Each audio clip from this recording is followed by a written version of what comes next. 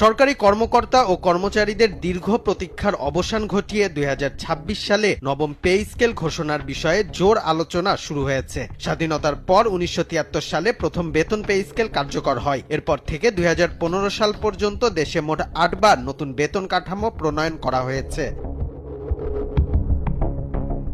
সাধারণত প্রতি ৫ বছর অন্তর নতুন পে স্কেল দেওয়ার রীতি ছিল। বিশ্বজুড়ে মহামারী পরিস্থিতি এবং সাম্প্রতিক অর্থনৈতিক চাপের কারণে এই প্রক্রিয়া বেশ কয়েক বছর পিছিয়ে যায়। তবে চলতি বছরের শুরু থেকেই সচিবালয় সহ সরকারি প্রশাসনের বিভিন্ন স্তরে নতুন বেতন কাঠামো নিয়ে নতুন করে আশার সঞ্চার হয়েছে।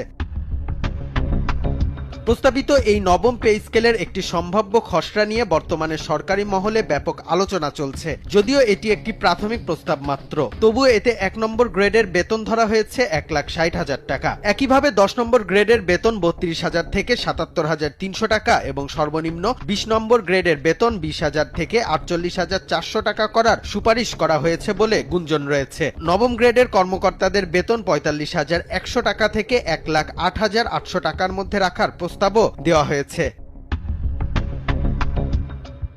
তবে এই আলোচনাটি বর্তমানে নীতি নির্ধারণী পর্যায়ের একটি অংশ মাত্র এবং এটি চূড়ান্ত কোনো সিদ্ধান্ত নয়। সরকারের সংশ্লিষ্ট বিভাগ থেকে আনুষ্ঠানিক প্রজ্ঞাপন বা গেজেট প্রকাশিত হওয়ার পরেই এই বেতন কাঠামো চূড়ান্ত বলে গণ্য হবে। তবে বর্তমান অর্থনৈতিক প্রেক্ষাপটে সরকারি কর্মচারীদের জন্য এই নতুন পে স্কেল বাস্তবায়ন করা সরকারের জন্য যেমন চ্যালেঞ্জিং, তেমনি কর্মকর্তা কর্মচারীদের জন্য এটি একটি বড় স্বস্তির সংবাদ হিসেবে দেখা হচ্ছে।